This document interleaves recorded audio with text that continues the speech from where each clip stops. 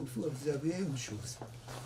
Un livre que j'ai lu peut-être il y a 30 ans, je me trompe, à un moment donné où c'était très difficile de faire comprendre au Robert, dictionnaire Robert, que hashish n'a rien à voir.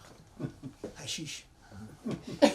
Et d'un seul coup, je suis tombé comme libraire sur ce livre. Grande résurrection d'Alamout. Un moment de liberté du Moyen-Âge avec l'abolition de Charia. Je résume mal. Et ça continuait jusqu'à là. Vraiment, merci encore pour l'ensemble de votre œuvre. Comme nous avons l'habitude, M. Jambé n'a pas besoin d'être présenté. Moi, je n'arriverai pas. Ma langue est incapable, Alcan. Mais il va présenter pour essayer de répondre à deux questions que nous posons. C'est quoi ce livre? Pourquoi ce livre? Après, il y a un échange. Merci encore d'être venu. C'est moi qui... Grande reconnaissance envers vous, pour, non seulement pour votre invitation si gracieuse et vraiment pour moi si encourageante, mais aussi pour la librairie elle-même. Parce que nous sommes dans une situation où la mémoire même du monde iranien et de l'ensemble des œuvres qui ont constitué l'approche d'une compréhension du monde iranien, j'entends bien sûr dans sa longue durée, dans sa richesse spirituelle, tout cela semble effacé progressivement par l'actualité, qu'elle soit politique ou tout simplement médiatique. Chose qui, quand j'essayais de travailler sur les documents ismaéliens, n'était pas aussi douloureux. Donc le simple fait que vous mainteniez un esprit étonnant de résistance intellectuelle de toute cette œuvre est pour moi un puissant encouragement, je répète ce mot, et je le prends au sens le plus puissant, c'est-à-dire un encouragement à tenter, tant que cela me sera donné, de poursuivre ma quête. Parce qu'il s'agit effectivement d'une quête, d'une recherche qui n'est pas simplement d'ordre scientifique, quoi qu'elle le soit, mais une quête en vue de comprendre, essayer du moins de comprendre qu'est-ce qui s'est joué en un moment capital de l'histoire du monde oriental, avec comme foyer principal le monde iranien, entre le XVIe et le XVIIIe siècle de l'ère courante, de notre ère, à partir d'ailleurs de la révolution, car ce fut une révolution des Safavides, et qui nous conduit presque directement à l'islam contemporain par l'instauration d'un mode très très spécifique d'appropriation du chiisme imamite. Mais je le fais en tant que philosophe, je ne suis pas historien, je me veux philosophe, et même alors en un sens encore plus précis, dans le sens d'ailleurs que donnait mon maître, qui était Henri Corbin, phénoménologue. D'ailleurs, j'essaye de comprendre, d'appréhender le phénomène même tel qu'il se manifeste, sans préjuger ni de sa vérité, ni de sa non-vérité, et essayer d'en faire éclore la signification principale.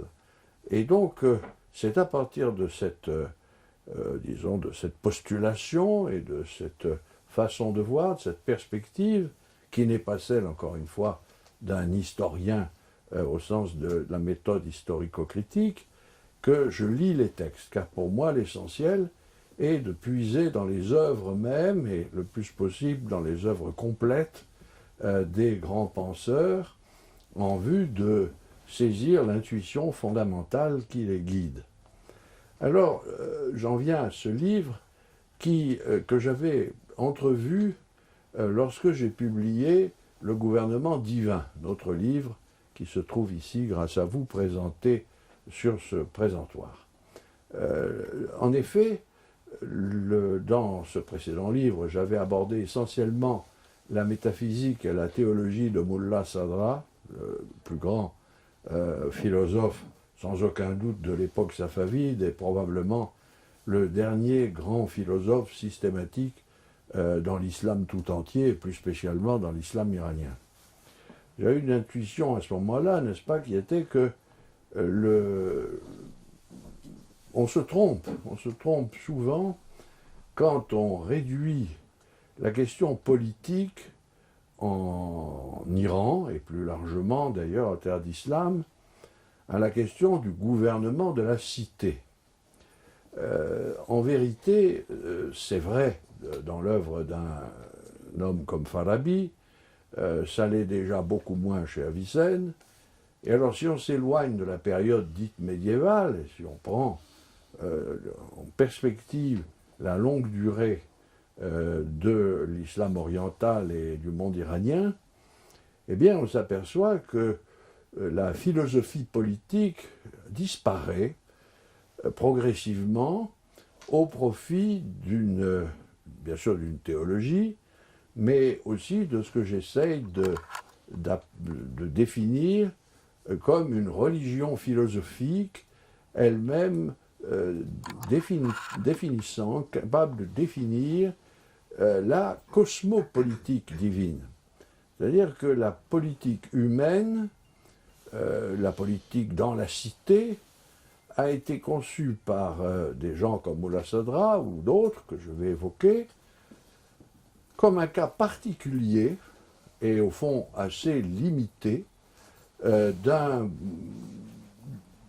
phénomène beaucoup plus général qui est la constitution d'un ordre du monde qui enveloppe l'ensemble des degrés de l'être, des plus subtils, des plus immatériels, le monde intelligible, jusqu'au plus matériel, le monde sensible, en passant par un monde médian et médiateur qui est absolument capital, qui joue un rôle central et qui est le monde de l'âme. Et bien, sans entrer pour l'instant dans le détail cosmologique de cette approche, on s'aperçoit de fait que ce qui intéresse ces penseurs, et dont ils vont d'ailleurs éventuellement déduire des conséquences pour les problèmes de l'autorité humaine, ce qui les intéresse, c'est moins ce qui se passe dans la cité, ce qu'on appelle l'ordinaire politique, que la contemplation d'un ordre de l'être, Nizam al-Wujud, l'expression arabe passée en persan chez nos auteurs mêmes, un ordre qui est à la fois une distribution, une hiérarchie, mais aussi une totalité à la fois raisonnable et fondamentalement bonne. L'ordre de l'être, l'ordre général de l'être, tel qu'il se déploie donc depuis le plus subtil et le plus invisible jusqu'au plus visible, et même jusqu'à la matière, cet ordre de l'être se caractérise par sa bonté. Et donc, voilà des penseurs qui, tout en étant chiites, et donc étant animés, a priori, par un esprit messianique indiscutable, puisqu'ils attendent le retour, la venue du 12e imam, lequel doit instaurer la justice dans un monde profondément ténébreux et injuste, puisqu'il est guidé par des maîtres mauvais en règle générale, et même en règle universelle. Eh bien voilà des hommes qui pensent que le monde, c'est le monde parfait. Alors j'étais frappé par cette contradiction. Je m'étais intéressé dans les années précédentes plutôt à des mouvements de révolte et des mouvements essayant de créer un désordre dans les orthodoxies musulmanes, mais là je me suis intéressé depuis quelque temps à cette notion d'ordre. Or cette notion d'ordre, nous la retrouvons dans l'esthétique, nous la retrouvons dans l'éthique, nous la retrouvons à peu près partout. Elle ne signifie nullement oppression ou domination, a priori, mais elle ne signifie pas simplement non plus rationalité, elle signifie à tout coup, en tout cas, la beauté d'un monde dans lequel le mal est très peu de choses, ou presque rien, le bien l'emporte, où d'ailleurs les méchants sont très peu nombreux, et les êtres bons surabondent. Bref, quelque chose qui ne peut que surprendre la conscience, d'une part les consciences européennes, parce que, évidemment, pour tout un chacun, dans la philosophie moderne en particulier, en Occident, et la philosophie contemporaine, le problème du mal est devenu un problème central. Qu'est-ce que le mal? Quelle est la racine du mal? Quelles en sont ses causes? Pourquoi un mal radical l'emporte-t-il sur les bonnes volontés? Question qui est posée depuis Kant, la nature même du mal radical, au fond de la volonté humaine. Pourquoi y a-t-il une transgression de la loi morale? Pourquoi alors, en particulier au XXe siècle, a-t-on vu triompher absolument le mal sous des formes inimaginables, qu'elles soient sous la forme de la guerre, du génocide ou d'autres tragédies. Donc en Occident, cette notion d'un monde parfait passerait évidemment pour une parfaite lubie et pour une étrangeté théorique. Mais même dans la pensée iranienne, et en particulier chiite, cela pouvait passer pour une aberration ou quelque chose à quoi on ne s'attend pas, dans la mesure où s'il y a vraiment une religion qui pense dans le deuil, dans la noirceur, dans la tragédie, dans le sacrifice et dans la douleur, c'est bien le chiisme imamite. Et on pourrait donc s'attendre à ce que, en fonction des leçons reçues des imams eux-mêmes, à travers les hadiths, les akhbars des imams, les philosophes, en suivant ce mouvement, proclament au contraire la laideur du monde et son caractère invivable. Cela d'autant plus qu'on rencontre, en effet, touchant ce monde-ci, le monde d'en bas, le monde ambiant, le monde de la vie immédiate, de très nombreuses condamnations, par exemple chez Mullah Sadra, qui m'avait frappé, qui m'avait intéressé dans d'autres livres. Il est sans cesse à dire, y compris de l'état safavide lui-même, dans lequel il vit et dans lequel il a tout de même certains ailes, que c'est véritablement le triomphe des méchants. Et encore dans ce livre, je cite d'abondants propos où on lit que dans le monde tel que nous le connaissons, tous les droits sont donnés aux injustes et aux nullités, et qu'ils sont refusés aux hommes justes et aux personnes brillantes. Chacun d'ailleurs peut se délecter de ces propos qui correspondent à une expérience que nous faisons tous les jours du triomphe permanent de la nullité, de l'incompétence et de la méchanceté dans toutes les affaires humaines. Donc il n'y a pas du tout un aveuglement touchant ou une sorte de niaiserie, comment dire, un petit peu infantile chez ces penseurs, non.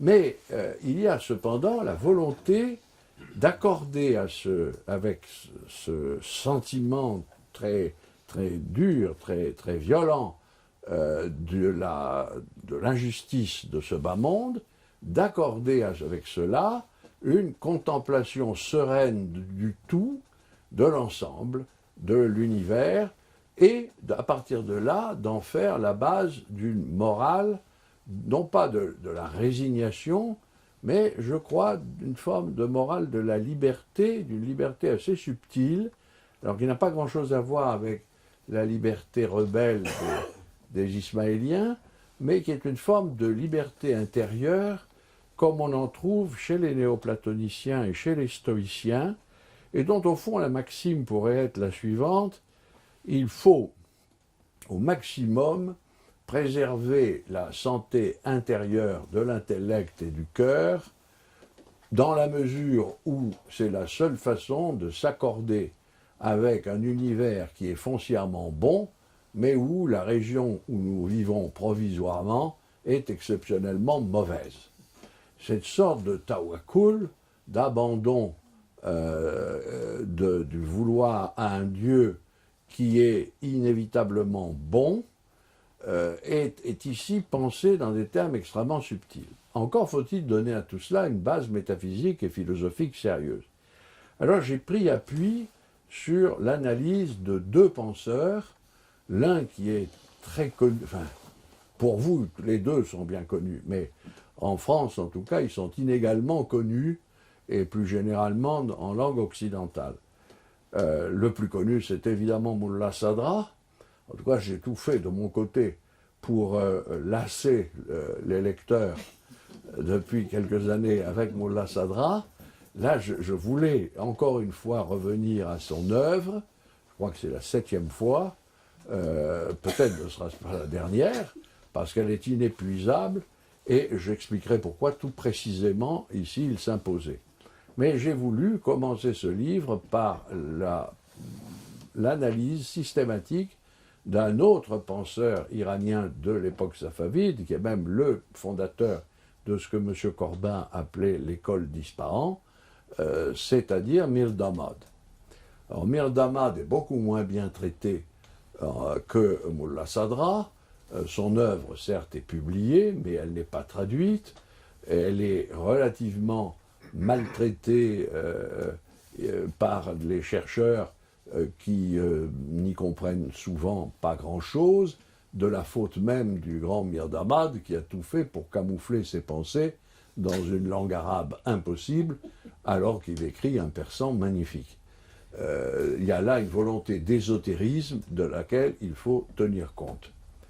Alors, j'ai donné comme sous-titre à ce livre « Providence et platonisme dans la philosophie iranienne » pour deux raisons suivantes. La première raison, c'est que j'embrasse de fait la philosophie iranienne dans son ensemble, non pas bien sûr dans tous ses auteurs, mais dans son ensemble par la force des choses.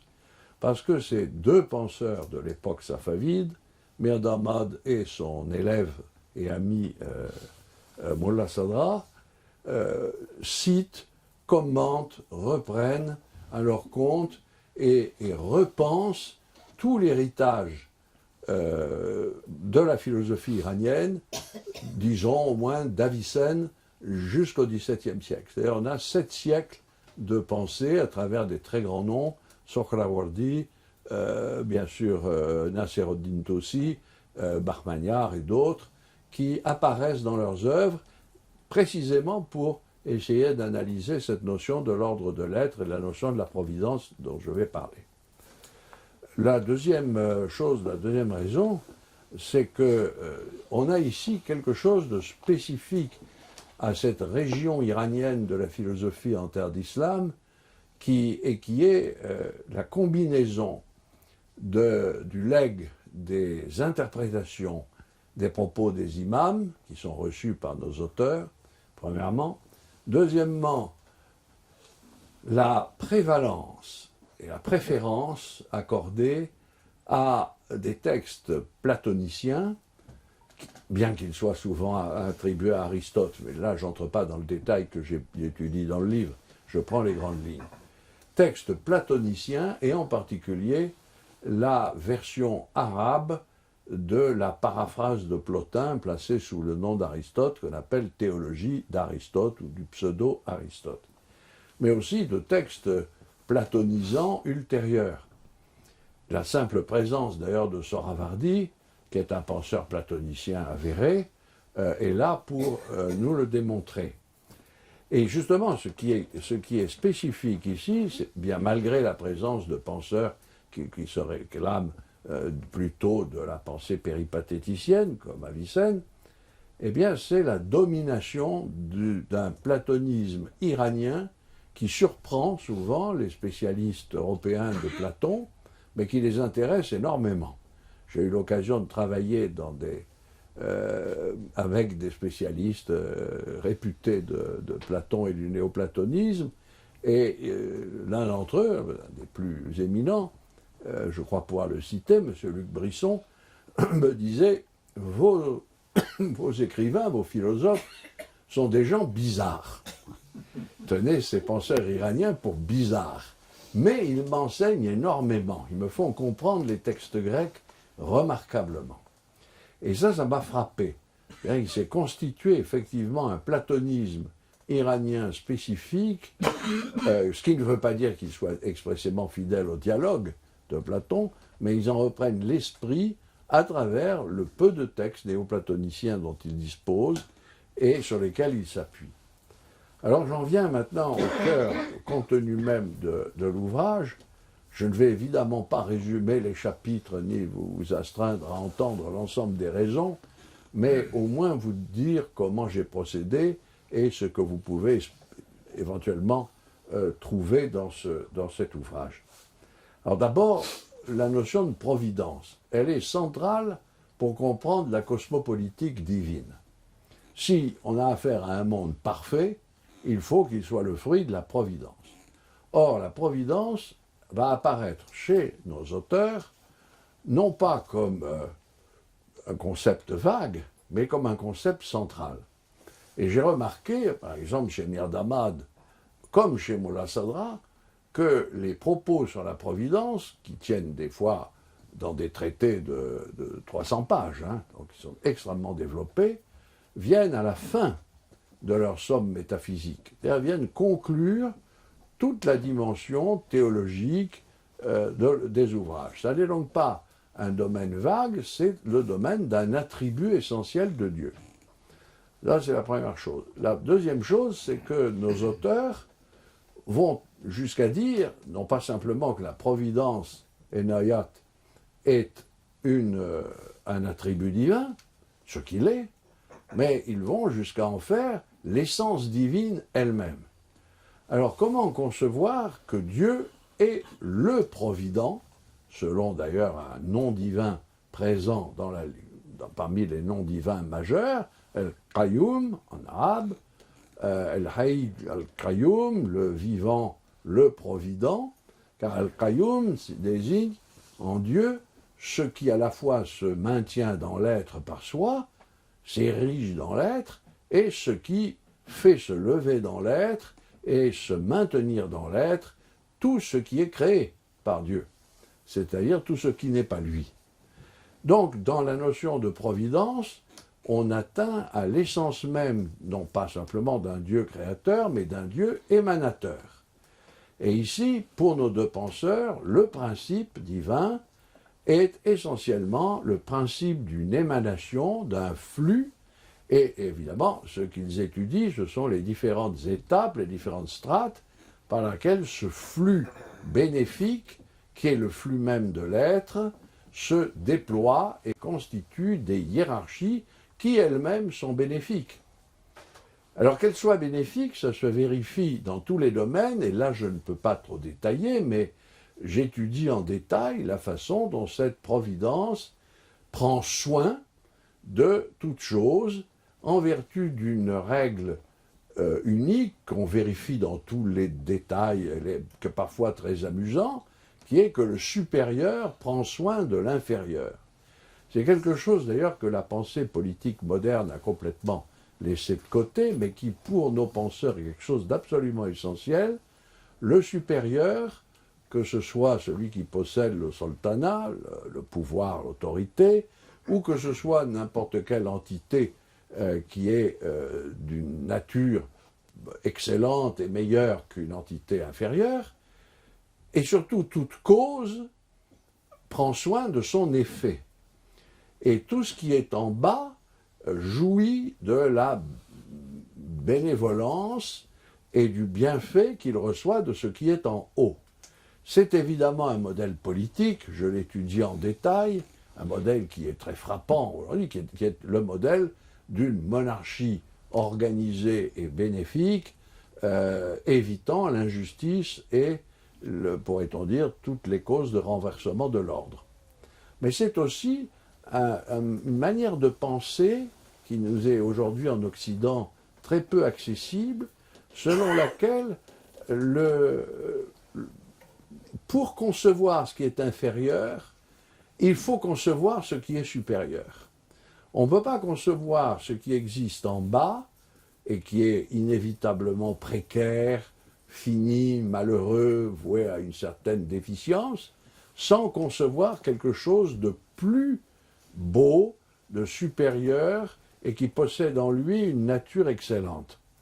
Ça, c'est une règle de pensée très étrange pour aujourd'hui, mais qui est ici tout à fait déterminante. Et la providence, c'est le sommet de toutes ces causes supérieures qui, évidemment, entrent dans une hiérarchie des causes, lesquelles, à leur terme, produisent certes un certain affaiblissement de l'énergie de l'être, mais produisent aussi des effets bénéfiques dans tous les domaines où ces causes agissent. Alors, les images sont classiques, et c'est ici que la philosophie rejoint la littérature, rejoint la poésie. Le maître, qui est supérieur aux élèves, est la providence de ses élèves, le père est la providence de ses enfants, le roi est la providence de ses sujets, le patron est la providence de ses employés, etc., etc. Mais tout est très bien décrit chez ces penseurs. Mais plus profondément, on voit que tout le cosmos participe à cette providence, puisque bien entendu les âmes célestes jouent un rôle dans la cosmologie de l'époque, vis-à-vis du monde sensible, vis-à-vis des astres, puis du monde sublunaire, le monde des intelligences, qui sont le monde totalement immatériel, veille sur les âmes et sur les corps, ceci depuis les intellects les plus élevés, qui sont les anges extatiques qui tournent autour du trône divin, jusqu'aux intellects que Sohrawardi appelait les seigneurs des espèces. Chaque espèce a son seigneur, qui est à la fois son paradigme, son modèle, et c'est ça qui est très étrange dans cette interprétation du platonisme, qui est son seigneur, c'est-à-dire qui veille sur lui comme le seigneur sur son sujet ou sur celui qui lui obéit. Et donc il y a une puissance, une énergie du bienfait, de la bienfaisance, qui va toujours vers le bas et qui commence avec le sommet qui est l'essence même de Dieu.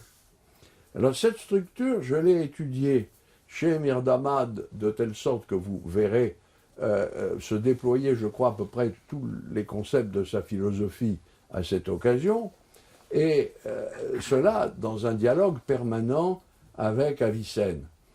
Et entre autres, c'est là que, pour la première fois, en tout cas dans le livre, j'aborde la question très difficile de l'origine du mal. Je ne pourrais pas, évidemment, là maintenant, développer à la fois ce que pense l'un et ce que pense l'autre, Mir Damad ou Mullah Sadra, mais je voudrais m'en tenir à l'essentiel. Pour Mir Damad, le scandale du mal, parce que le mal est scandaleux, le mal moral ou le mal physique, la maladie, la mort, l'insuffisance, la précarité, voire même la décrépitude inévitable du vivant, la souffrance animale que j'aborde aussi à travers quelques textes très intéressants de nos auteurs, tout cela fait scandale puisque immédiatement nous nous posons la question comment le mal est-il possible si Dieu est le provident et s'il est essentiellement bon. Autrement dit, si l'être et le bien sont réciproques. Alors, Mir Damad apporte à cette question deux types de réponses qui vont l'un avec l'autre, que j'ai analysé avec beaucoup de plaisir, parce que la question est quand même une question existentielle. N'est-ce pas ? On ne peut pas, c'est là qu'on juge un philosophe. Alors la réponse est très intéressante, et je dis tout de suite, très différente de ce qu'on peut trouver chez les penseurs presque contemporains du XVIIe siècle européen, que ce soit Malebranche ou Leibniz. C'est très différent. Parce que pour notre auteur, pour Mir Damad, tout est nécessaire. Tout est nécessaire. Il n'y a pas de place ni pour les notions occidentales du libre arbitre ou de la contingence pure, ni pour une réflexion du type « quel est le meilleur des mondes possibles ?» Il ne peut pas y avoir une réflexion de ce genre parce qu'il y a un monde réel, que c'est cette réalité qu'il faut interroger, et que c'est cette réalité qui est nécessairement ou parfaite ou imparfaite. Or, voici qu'il veut démontrer que cette réalité est un monde parfait. Alors, comment le faire s'il y a un scandale du mal ? Alors, il démontre deux choses que je résume très vite. Tout d'abord, je crois qu'il démontre l'existence d'un mal ontologique qui est inhérent et inévitable, inhérent à tout l'univers créé, c'est-à-dire à tout l'univers émané de l'unité divine, et immanent même à ce monde créé, ce mal ontologique, c'est le retard inévitable de ce qui émane eu égard au principe émanateur. Seul Dieu est éternel, et donc seul il jouit éternellement d'une plénitude de l'être, qui est la nécessité pure de son essence. Tandis que tout ce qui émane de lui, y compris les pures intelligences les plus élevées dans le ciel métaphysique, retardent par rapport à leurs principes, et ils sont affectés, ces êtres, si élevés soient-ils, et si perpétuels soient-ils, et ils sont affectés par le fait d'être minés par une sorte de néant intérieur qui se traduit par ceci qu'ils ont été, ils sont, après ne pas avoir été. Ils sont précédés par un néant essentiel, quand bien même ils seraient perpétuels ou, peut-on penser, éternels. C'est pour cela que j'ai passé pas mal de temps à essayer de comprendre pourquoi Amir Damad avait tant écrit sur le problème de l'éternité, du temps et de la sempiternité. J'ai traduit ainsi 3 termes qu'il utilise: Sarmad pour éternité, Dahr, j'ai traduit sempiternité, Zaman, le temps. Eh bien, il lui fallait distinguer l'éternité pure du principe de la sempiternité, c'est-à-dire du fait que perpétuellement et sans limite temporelle, le monde durera, et donc du coup, il échappe au dilemme sur lequel tout le monde s'était fracassé auparavant, ou bien le monde est éternel, ou bien il disparaît. Non, c'est pas aussi simple que ça. Certes, il y a, en tout cas dans le monde, des régions sempiternelles, les régions supérieures, les intelligences, les âmes, et d'une certaine manière, les formes des corps aussi sont sempiternelles, mais cette sempiternité n'est pas l'éternité. Cette sempiternité, c'est la simultanéité de tous les événements temporels qui ont eu lieu, qui sont et qui auront lieu, sempiternité contemplée par l'intelligence et la prescience divine, et qui permet de parler d'une providence divine, puisque Dieu prévoit, au sens strict, dans l'intelligence qui émane de lui, et même dans sa science propre, tout ce qui fut, tout ce qui est et tout ce qui sera. Donc la nécessité va de pair avec la sempiternité. Mais elle se distingue à la fois du temps et de l'éternité. Alors ceci va de pair avec justement un paradoxe qui est très propre à une pensée iranienne qui est volontiers paradoxale. D'une part, la sempiternité de l'être, de l'étang, telle que nous la constatons dans l'ordre même du ciel, dans les mouvements circulaires et concentriques des sphères, puis dans la vie des âmes célestes et au fond dans l'ensemble du cosmos, cette sempiternité qui, d'une certaine manière, nous rassure quant à la bonté fondamentale de l'univers, ne va pas sans un sentiment mélancolique de la ruine du monde, et donc d'un mal ontologique qui peut se traduire ensuite sous la forme de mots très empiriques, très concrets. Le mal ontologique, c'est tout simplement cette faiblesse d'un monde qui, intrinsèquement, est en quête de l'éternité, mais qui ne l'obtiendra jamais, parce que l'éternité est à Dieu seul. Et ceci s'appuie sur un verset coranique fameux, « Kullu shay halik illa wajhahu » toute chose va périssant hormis sa face, qui est répété par nos auteurs, spécialement par Mir Damad, qui médite sans cesse ceci, que quand bien même toute chose est admirablement faite et belle, elle est foncièrement périssante. Alors c'est vous voyez, c'est ce type de paradoxe que j'ai essayé de saisir et qui est assez difficile à concevoir parce que, comme tout paradoxe, c'est la révélation d'une contradiction. Le monde est parfait et cependant, il est miné par un mal ontologique. Alors ce mal ontologique est-il guéri à la fin des temps? Pas nécessairement, rien n'en est dit.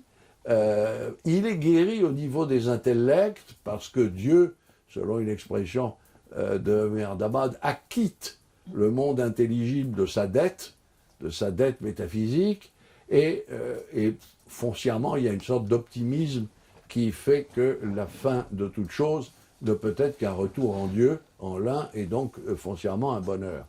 Mais enfin, quoi qu'il en soit, ce mal ontologique nous conduit au mal ontique, au mal empirique.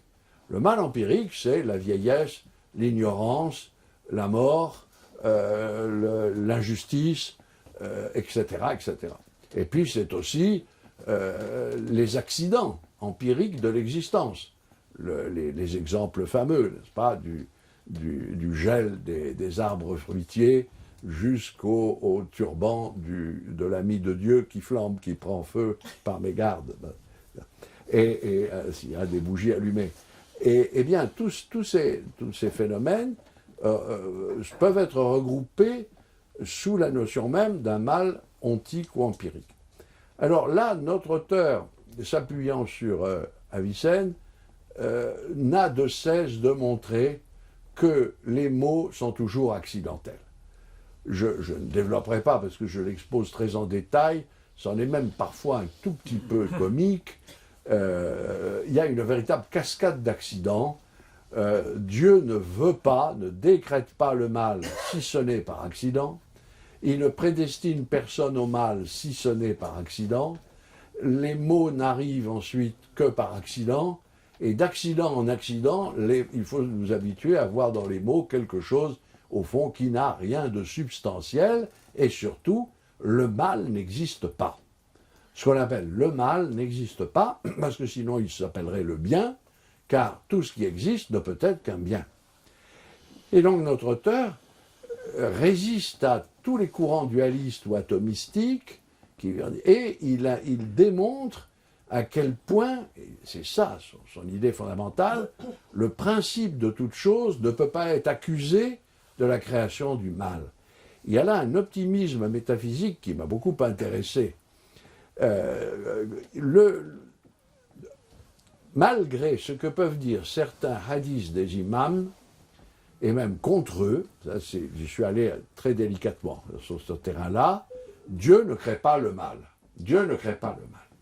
Et, je ne sais pas, ça ne marche plus. Non, mais il y a une sorte d'écho. Ça marche trop bien. Ah, voilà. Alors, j'essaye de dire ça. Alors, cette perspective est encore développée, mieux développée par Amir Damad, par Moula Sadra, que j'ai abondamment expliqué dans la deuxième partie de mon livre. Cette deuxième partie porte sur un grand traité de la Providence, qui est à la fin de la théologie des 4 voyages spirituels, Tesosphar, et d'autres traités de Moula Sadra, en particulier un traité sur le décret et la prédestination. Mais je vais à l'essentiel pour ne pas abuser de votre temps. Deux choses m'ont évidemment frappé. La première, c'est au détour du traité sur la Providence, l'expression, elle est toute simple, l'amour, c'est son essence. Alors là, tomber sur la formule comme ça. L'amour, c'est son essence. El Eishq. Eishq devient l'essence même de Dieu. Donc, la providence n'est plus simplement conçue comme la pronoia des Grecs, la prévision, la connaissance antérieure à toute intellection qu'a Dieu de toute chose, ou la vision qu'a Dieu de toute chose dans son éternité, dans la sempiternité des choses. La providence n'est plus seulement le soin accordé par le supérieur à l'inférieur. La providence devient l'essence de Dieu, en ce que l'essence de Dieu n'est rien d'autre qu'amour ardent. Il ne dit pas mahabba, il ne dit pas, plutôt il explique que tous les termes courants en arabe pour désigner l'amour reviennent à Esh. Et donc à partir de là, il repense, ou plutôt il conclut son système métaphysique tout entier par une métaphysique de l'amour. Alors, je l'expose de manière très détaillée même, cette métaphysique de l'amour, mais elle a plusieurs conséquences, et j'arrive justement au deuxième point. si l'être est amour, esh, puisque Dieu n'est rien d'autre que l'acte pur d'exister, dans son absoluité. Si l'être est amour, il est bien évident qu'il faut expliquer les mots par autre chose que l'être. Le mal, les mots, quels qu'ils soient, ne relèvent pas du registre de l'être. Ils reviennent, selon Bolasadra, des limites de l'étang. Et là, il s'appuie sur de grandes réflexions métaphysiques qu'il a faites sur, d'ailleurs, la base d'une lecture d'Ibn Arabi, qu'il cite abondamment, et qui conduisent à la thèse suivante. Tout étant, qu'il soit un homme, un astre, un chien, un infidèle, enfin, qui que ce soit, a d'une part en lui une racine de sa propre réalité qui n'est autre que son existence, son acte d'exister. Parce que cet acte d'exister est l'émanation même de l'essence de Dieu, qui se déploie dans l'être tel qu'il se déploie, l'être qui crée le créé, pour reprendre le réel qui crée le créé, pour reprendre la formule d'Ibn Arabi. Et donc ça, cette part-là de nous-mêmes, qui est l'essentiel, qui est notre racine même, et qui se déploie d'ailleurs en se perfectionnant tout au long de l'existence, ne peut absolument pas être affecté d'un mal. Un infidèle, dit-il, n'est pas mauvais en soi, pas plus qu'un chien n'est mauvais. On dit un chien est impur, mais il n'est pas mauvais, et de même que l'infidèle n'est pas mauvais, puisqu'il exprime l'être même de Dieu. De même, il explique que la concupiscence, qui est détestable aux yeux de la politique de la cité et des lois conventionnelles que nous créons, est à l'image du désir des anges supérieurs plein d'amour pour Dieu. Et que donc la fornication n'est pas un mal. Ben, ça va assez loin, là, quand même. Ben, ça veut dire que tout l'édifice des juristes est relativisé, je ne dirais pas renversé, mais relativisé. Le fornicateur se nuit à lui-même, d'abord parce qu'il va mal finir, la police va venir le chercher, c'est exactement ce qu'il dit, et deuxièmement parce qu'il nuit à la rationalité de son être, puisqu'il est d'abord et avant tout une âme intellective, et que s'il passe sa vie à forniquer, il s'abaisse plutôt qu'il ne s'élève, il se fait du mal. Mais en lui-même, le fornicateur ne fait qu'exprimer une puissance de l'être, et qui en elle-même n'a rien de mauvais. Alors, d'où vient le mal? Le mal vient de notre quiddité, de ce que nous sommes. La quiddité, ce qu'on est une limite du déploiement de l'existence. Ce qui est mauvais en un homme ou une femme quelconque, ce n'est pas cet homme et cette femme en tant qu'il existe, mais cet homme en tant qu'il a des limites qui sont les siennes, et qu'il ne saurait franchir, sauf un effort, qui est justement le mouvement substantiel de l'être, que chacun doit déployer dans une éthique qui vise à se développer toujours au-delà de soi-même, et donc à se spiritualiser. C'est bien évident que j'échappe à ma nature bestiale, incontestable, si je parviens à la dépasser par une nature spirituelle. Ce qui fait que le tortionnaire, le bourreau, le méchant, l'oppresseur, l'injuste, le démon, de même que d'ailleurs d'autres figures bestiales qu'il analyse, sont simplement des degrés inférieurs de la nature humaine, de gens qui ont tourné le dos au mouvement même de l'être et qui ont acquis une nature démoniaque ou une nature bestiale ou une nature de prédateur, sans attenter d'une certaine manière à la beauté générale de l'ordre du monde, même s'ils commettent les pires méfaits.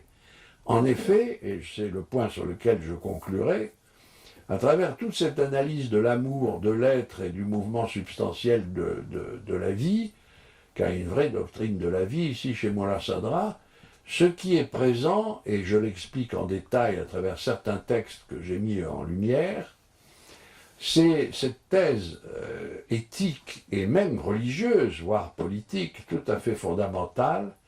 Ce n'est pas par les œuvres qu'on fait son salut, c'est par la connaissance.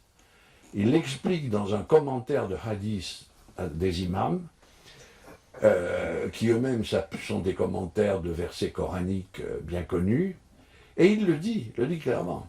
Pour celui qui n'a pas développé sa nature spirituelle, et qui ainsi manque au fond à son devoir envers l'être, c'est-à-dire à son véritable devoir envers Dieu, qui n'est rien d'autre que l'acte d'exister, la réalité même, eh bien, pour un tel homme, la loi, la charia, est nécessaire. Mais en réalité, son excès de zèle dans l'application des commandements majeurs, sa prière répétée, son djihad multiplié, son hajj fait je ne sais combien de fois, ne lui servent à rien. Parce que tout ça n'affecte notre nature qu'à la surface. Ça disparaît dans le temps. Tandis que ce qui ne disparaît pas, c'est le développement spirituel. Donc déjà, ce malheureux est très mal parti parce qu'il croit faire son salut par les œuvres extérieures, alors que c'est si peu efficace que, de la même manière, le manquement aux œuvres extérieures chez le Aref, chez celui qui a la vraie connaissance spirituelle, est très peu de choses. Le Aref peut manquer au commandement, ça ne l'affecte qu'en surface, très légèrement, et par conséquent, son salut n'est absolument pas compromis. Et elle a une dialectique des œuvres de la connaissance, des œuvres et de la foi qui est admirable, parce que le fruit de la bienveillance divine, de la rahma, c'est précisément cela, faire que en chacun, ce soit son acte d'être stimulé, si l'on peut dire, par l'effort d'intellection, d'intelligence, d'élévation de soi, qui sauve, et non pas la religion extérieure. Enfin, est-il besoin de le dire, la réponse non moins paradoxale sur laquelle je finirai cet exposé, où j'ai trop abusé de votre temps, la thèse paradoxale de Mullah Sadra, qui va même beaucoup plus loin encore que son prédécesseur Mirdamad, les mots existent, certes, ils font un scandale, le monde est occupé de nature brutale, épouvantable, il prend l'exemple évidemment des victimes de l'injustice, Ali, Hossein, et il mentionne aussi les gens autour de lui qui ont affaire à tous les pinailleurs juristes de son temps. Mais toutes ces victimes, ces gens-là, n'est-ce pas, sont victimes bien sûr de maux insupportables, mais qui existent non pas parce que Dieu les crée, mais parce que Dieu ne les crée pas. L'existence des maux exclut que leur cause soit Dieu, et mieux encore, ils sont d'autant plus nombreux que Dieu ne les crée pas. Ils ont pour cause ces fameuses limites, ces quiddités, ces limites qu'ont les essences des êtres, qui font que, ici-bas, pullulent les démons, pullulent les prédateurs, et pullulent les gens mauvais de toutes sortes. Alors me direz-vous, mais pourquoi est-ce qu'ils pullulent alors? Non, premièrement, il n'y a pas de raison à ce qu'ils pullulent, à chercher en Dieu, puisque Dieu ne les crée pas. Mais Dieu les a permis, pourquoi? Parce que sinon, ce bas monde n'existerait pas. Et alors, il y a une vision très lucide de la politique, qui est assez désespérée, mais lucide, et au fond assez souriante, qui est de dire que, bon, s'il n'y avait pas ce bas monde, tout l'édifice de monde s'écroulerait. Il ne resterait plus que le monde de l'âme et le monde de l'intellect, et il manquerait le monde sensible, le molk. On n'envisage pas une perfection sans le molk, sans le monde d'en bas, et Dunya. Mais pour que Dunya soit possible, il faut que la canaillerie, la méchanceté, mais aussi les maux physiques existent. Et donc, il explique très bien que c'est grâce à tout cela que nous avons l'agriculture, le commerce. Pourquoi? Parce que l'esprit d'entreprise suppose évidemment des âmes particulièrement prédatrices qui veuillent faire énormément de profit, etc. Il y a une vision cynique de ce bas monde que je trouve assez réjouissante pour ma part. Et d'ailleurs, il cite un mot attribué au prophète. J'ai créé la désobéissance d'Adam pour la prospérité du monde. Si Adam n'avait pas désobéi, ce monde serait évidemment le monde des âmes et des anges et des intellects, et donc il n'y aurait pas de bas monde. Et pour qu'il y ait un monde supérieur, il faut qu'il y ait un bas monde. Mais, trêve de plaisanterie, ce bas monde n'est qu'un monde provisoire, et dans la vie future, ou dans le monde spirituel, car la vie future pour Moula Sadra, c'est le monde spirituel, ces mots s'effacent au profit d'une contemplation de la perfection. Voilà, je vous remercie.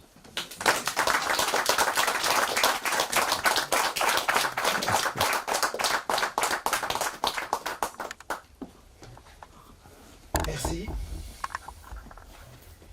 Comme d'habitude, je vais faire une petite tournée s'il y a des questions, s'il y a des éclaircissements, d'interventions. Merci beaucoup pour cet exposé synthétique et brillant, comme toujours. Je suis très intrigué par cette synthèse que vous présentez, parce que je me dis finalement, quelle différence y a-t-il, non pas quelle différence y a-t-il, mais quelle proximité étonnante il y a entre ce que vous avez dit, notamment de Moula Sadra, et Spinoza. Le mal, finalement, c'est de l'être arrêté. Et il faut attendre qu'il se poursuive pour que le mal s'efface, qui n'est au fond qu'une presque illusion momentanée. Bon. Ça, c'est vraiment une idée profondément spinoziste. Et pourtant, Moula Sadra n'est pas Spinoza, et Spinoza n'est pas Moula Sadra. Alors, quelle est la différence? Bon, je ne sais pas, il faut appuyer, non.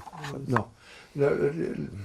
La différence, c'est que Moula Sadra est, pour aller vite, néoplatonicien, enfin platonicien, au sens où il adopte une hiérarchie qui va de l'essence divine, qui certes est toute chose, ce qui conviendrait parfaitement à un spinoziste, mais à des niveaux inférieurs d'émanation. Déjà, on ne peut pas introduire un système émanatiste dans la pensée de Spinoza.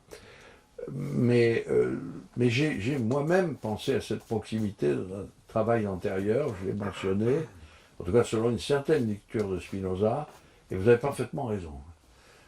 Il ne peut pas être absolument spinoziste, mais il pense que toute chose est un mode, de Dieu. Et vous avez raison, c'est ce qui arrête provisoirement qu'on appelle le mal.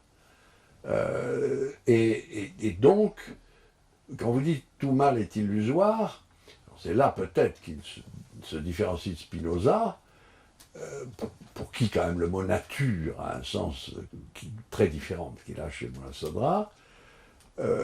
Toute chose, alors là vraiment toute chose périt hormis sa face, parce que le monde tout entier est un ensemble de voiles. Là, on sort vraiment de l'horizon spinoziste. Toute chose est un monde parfait, mais toute chose est un voile. C'est pour ça que l'élan de l'être ne cesse de se déployer, et le mal disparaît en tant qu'il est provisoire, mais il disparaît avec le voile qu'il affectait. Et à terme, toute chose rejoint Dieu, qui reste seul, lui, l'unique, le victorieux, Wahid al-Kahar, selon un verset coranique, qu'interprète magnifiquement Moula Sadra, dans une sorte de pensée du retour de toute chose dans l'un, qui quand même n'est pas tout à fait à rapprocher de Spinoza. Voilà. Mais quant à l'éthique, oui, il y a une proximité. L'éthique, c'est il n'y a pas d'autre issue au mal qu'à s'en accommoder provisoirement en cherchant à, pour soi-même, pratiquer une éthique de l'intensification de l'existence. Et l'intensification, c'est la spiritualisation de l'existence, c'est-à-dire l'intelligence. Alors là, ça rejoint. Voilà, c'est Spinoza. Et c'est la forme de liberté qui est prise. Et c'est pour ça que, comme chez Spinoza, il y a une critique de toutes les illusions du libre arbitre. Chez nos deux penseurs, on ne se tourne jamais vers le libre arbitre. Le libre arbitre, c'est ce qui fait les fausses opinions, les lubies, enfin bon, c'est une illusion, mais dans une détermination complète de la nécessité de toute chose, il y a une seule chose qui sauve et qui est Elm, la connaissance. C'est la connaissance qui sauve. Et la connaissance, là, après, il faudrait savoir comment elle se déploie. Mais c'est le fait que on s'unisse à Dieu, principe de toute chose, dans la connaissance, ce qui justifie l'Irfan, qui est la discipline suprême. Et donc, comme j'ai fini d'ailleurs par là, c'est l'éloge du solitaire, de la vie solitaire, ça rejoint quand même certains modes de vie spinozistes, et ça rejoint surtout, il le commande très bien, le mépris qu'il a pour toutes les affaires, quoi. Il cite, voilà, Sadra cite, il dit, mais enfin, de la même manière que nous nous moquons des enfants qui jouent au polo, le sage se moque de nous qui nous intéressons à la riyasa, le leadership, et à la fornication. Voilà, les adultes, les enfants c'est le jeu de polo, les adultes c'est la fornication, je reprends le terme classique, c'est pas très joli, mais enfin bon, faire l'amour et prendre le pouvoir. Et alors, le sage, lui, se moque de cela, et tout le monde se moque de lui, parce que c'est important ça, tout le monde se moque de lui, alors qu'il prépare, dit-il, pour lui et pour les autres, le navire de la libération. Alors moi, j'ai terminé là-dessus, et ça, c'est en effet un peu spinoziste, voilà.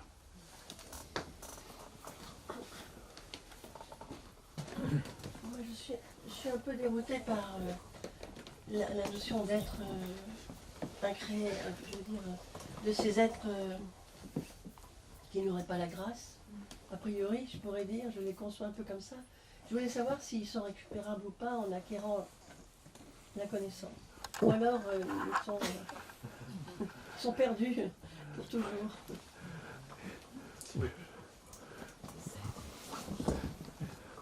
Bon, il y a une discussion, mais j'ai traité un peu la chose, je ne vais pas entrer trop dans le détail, il y a une discussion sur la durée de l'enfer. Alors Moula Sadra avait d'ailleurs ramassé un takfir à cause de ça. Il est assez proche d'Ibn Arabi pour penser qu'il y a, avec des intercesseurs, tout ça, bon, la possibilité de limiter le temps de l'enfer pour certains. Mais je ne l'ai pas entièrement développé, il faudrait que je fasse une étude spéciale sur la conception de l'enfer chez Moula Sadra qui est assez proche de celle d'Ibn Arabi. Mais plus profondément, il y a vraiment l'idée qu'il y a une prédestination pour la damnation. Ah oui, on a une pensée du décret de la prédestination. Je n'ai pas développé oralement ce que j'ai écrit là, mais la prédestination signifie quoi? Signifie que, oui, qu'il y a une faiblesse intrinsèque dans un étang, mais qui ne doit rien à Dieu, qui est là non pas parce que Dieu l'a créé, mais parce qu'elle est nécessaire au tout. Alors on retrouve évidemment tous les arguments habituels de toutes les théodicées, vous les retrouverez, qui justifient que, que la partie soit sacrifiée au tout. Chez Avicenne, ça va très loin, ça prend une forme judiciaire qui est terrible. Mais chez Molla Sadra, elle existe aussi incontestablement, mais il n'insiste pas là-dessus, parce qu'il y a ce mouvement de l'être qui fait que même le kafir, en tant que, bien sûr, il tombe sous le coup du droit pénal, le kafir, l'incroyant. Pourquoi? Parce qu'il est idiot et qu'il nie en lui-même son existence. C'est un argument qu'on trouve aussi d'ailleurs chez d'autres. Il dit il n'y a point de Dieu. Donc il est insensé, puisque Dieu étant l'être, il veut dire immédiatement qu'il n'y a point d'être. Et donc, qu'on le tue ou pas, il n'y a aucune injustice, puisqu'il a nié même son propre existence. Bon, ce genre d'argutie qui ne convainc personne est là uniquement pour dire que ce qui ne va pas chez lui, c'est le caractère endurant de son ignorance, si vous voulez. Alors, incontestablement, il y a une prédestination, mais c'est une prédestination ouverte. Le décret, lui, est clos. Le décret est sempiternel, il est clos. Mais la prédestination se déploie dans le temps. Et donc, le temps est variable et contingent. Et donc, il y a la place. Sinon, il n'y aurait pas d'éducation, il n'y aurait pas d'Irfan. Et il n'y aurait pas de... Et voilà. Mais voilà, incontestablement, il y a des gens prédestinés à faire le mal et qui sont nécessaires pour l'ordre du monde. Merci beaucoup. Je voulais vous poser la question à vous écouter sur la place de l'ordre politique. Parce que, à vous écouter, là, la seule chose à faire, c'est de s'abstenir. Oui. Et donc, le gouvernement des hommes, la question du législateur, comment il s'articule avec cette réflexion sur l'ordre divin, le cosmos? Voilà. J'ai essayé de vous répondre, pas facile.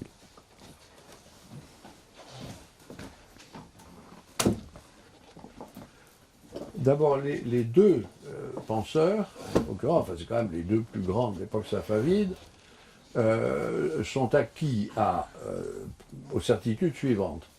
Premièrement, il n'y a pas de place pour la politique, ni dans la pensée, ni dans l'action, puisqu'il y a un souverain légitime qui est l'imam, même s'il est caché, et c'est ça d'ailleurs tout le problème, il est à l'heure actuelle le maître de l'univers, et il se dévoilera plus tard dans sa parousie finale, mais il est d'ores et déjà le maître de l'univers, donc il n'y a pas de politique, puisque c'est lui qui, en tant qu'il est le premier intellect, assimilé au premier ou au deuxième intellect, d'ores et déjà régit le monde.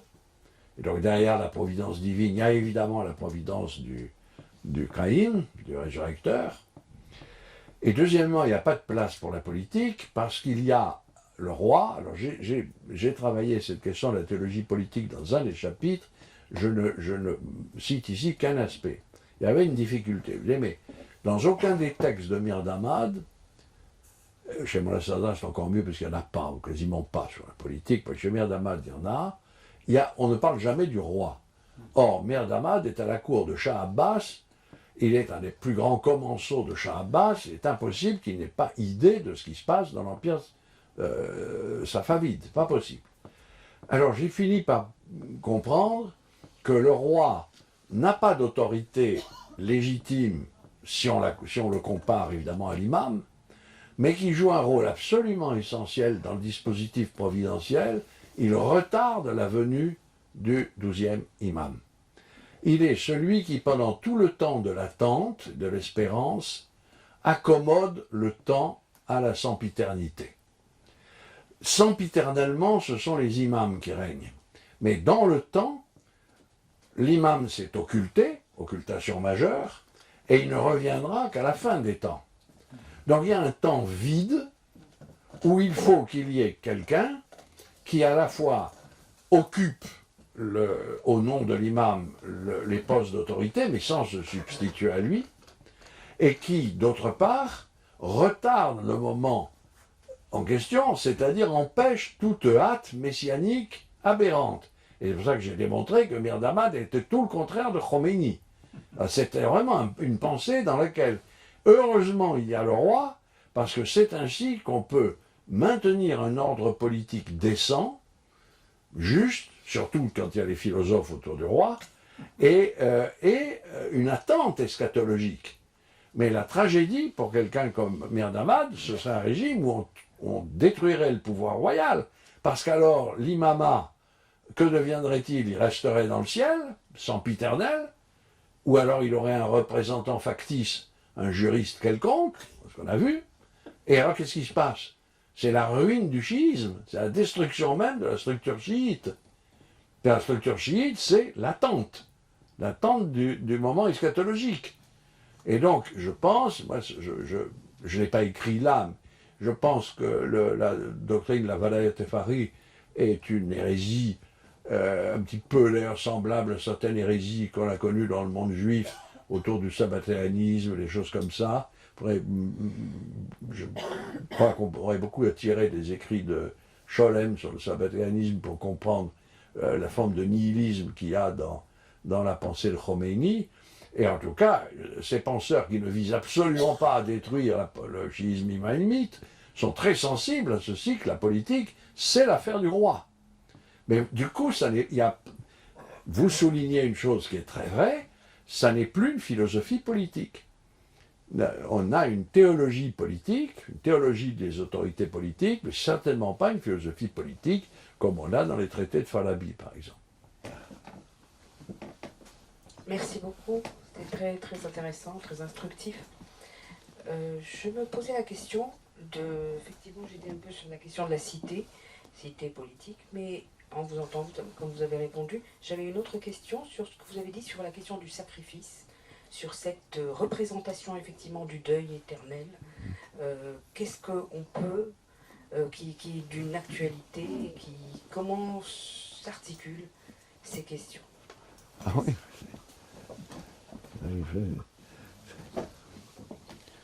Oui, je suis très frappé par le fait que chez Molla Sadra, il y a, d'un point de vue typiquement gnostique, d'ailleurs, typiquement Aleph, une grande sensibilité au sacrifice des prophètes et des imams. Bon, l'histoire prophétique est pensée de manière très traditionnelle comme l'histoire d'une lutte presque perdue d'avance, jusqu'à ce que du moins le résurrecteur apparaisse, des prophètes et des imams contre leurs ennemis.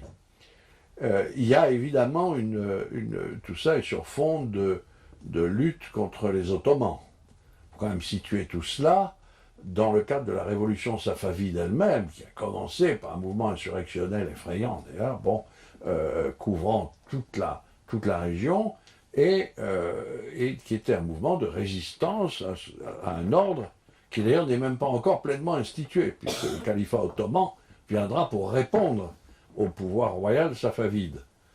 Mais le sacrifice n'est pas en lui-même, si vous voulez, cette dimension sacrificielle des prophètes et des imams n'est pas centrale, n'est pas présentée.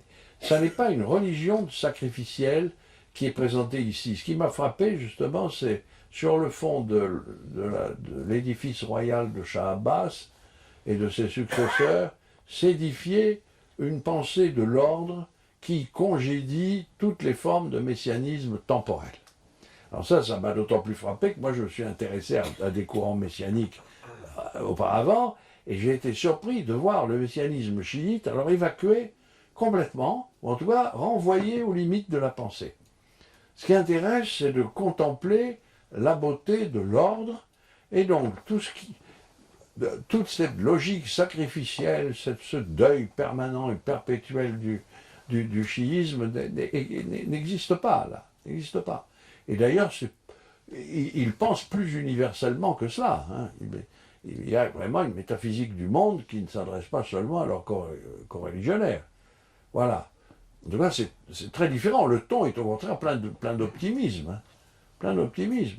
C'est plutôt la beauté. C'est pour ça que l'image, là, qui est une illustration de Hafez, que l'éditeur a choisi, m'a paru très satisfaisante, parce qu'effectivement, au moins, il y a une femme, un homme, un jardin. Voilà, c'est tout à fait l'esprit de ce qu'on voit là, comme on le voit dans la peinture persane de l'époque.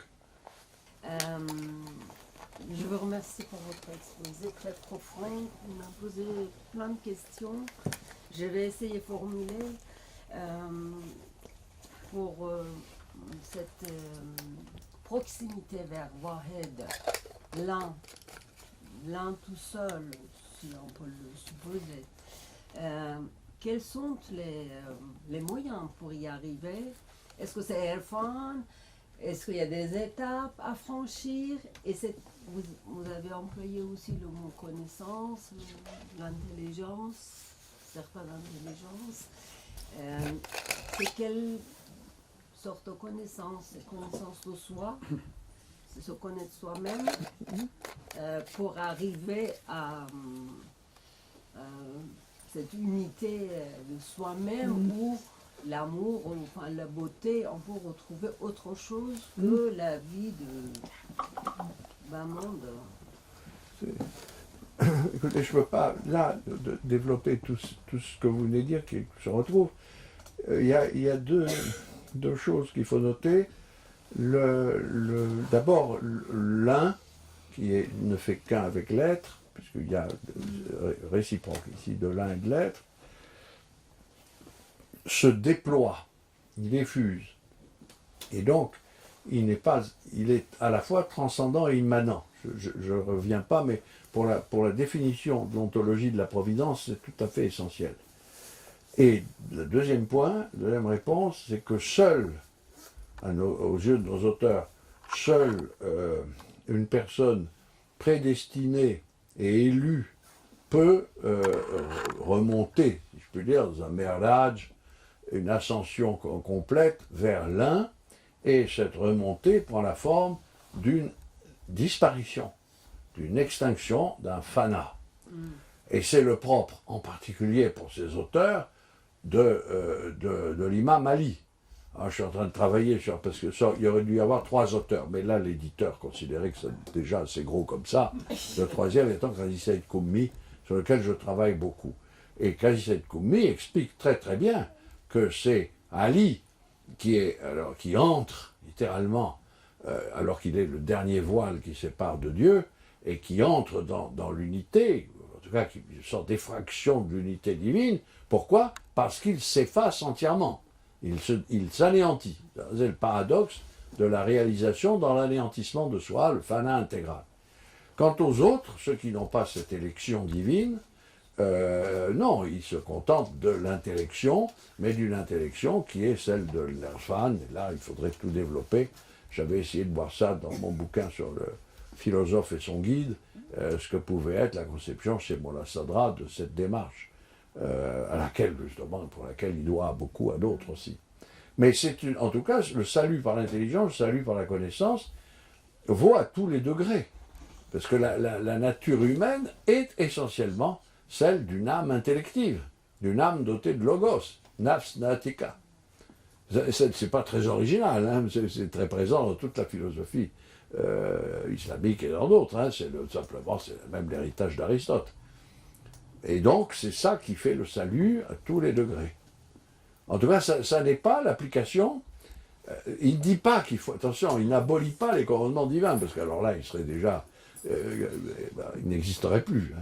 Non, pas du tout. Et puis, en plus, il est sincèrement attaché au commandement. Mais il dit que ce n'est pas eux qui sauvent. Ce n'est pas eux qui sauvent parce que tout ça est passager. On prie dans le temps. On fait le pèlerinage dans le temps. On fait tout ça. Donc ça ne laisse que des traces passagères, tandis que ce qui est pérenne, sempiternel, perpétuel, c'est la vie intérieure de l'âme. Alors ça gouverne d'ailleurs toute sa doctrine de la prière et des commandements. Il y a des intérieurs, ces pèlerinages intérieurs, est-ce que, enfin, aux larmes, plutôt aux larmes, est-ce qu'il y a des communautés de pensée, d'idées avec l'inconscient? Non. Non.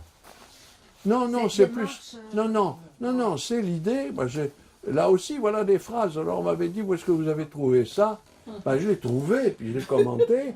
Et din amr batini, la religion. Et din, au sens vraiment de la religion, en l'occurrence pour lui c'est une religion philosophique et spirituelle. Amr batini est une affaire intérieure. Le reste, c'est l'affaire du législateur. Il est sincèrement croyant, il ne refuse absolument pas les commandements majeurs, quand même il a écrit des exégèses sur les commandements majeurs, même chose pour les autres auteurs. Mais ce n'est pas ça qui constitue son effort philosophique et spirituel. Ça relève d'autre chose, ça relève du fiqh. Et ça relève du rituel pour lequel il a le plus grand respect. Mais le salut, la libération, c'est autre chose, c'est din qui est amr batini. Et là encore, vous donner la référence, c'est impressionnant cette phrase. C'est pas amr zahiri. Amr batini. Merci. Merci beaucoup. Merci. Merci.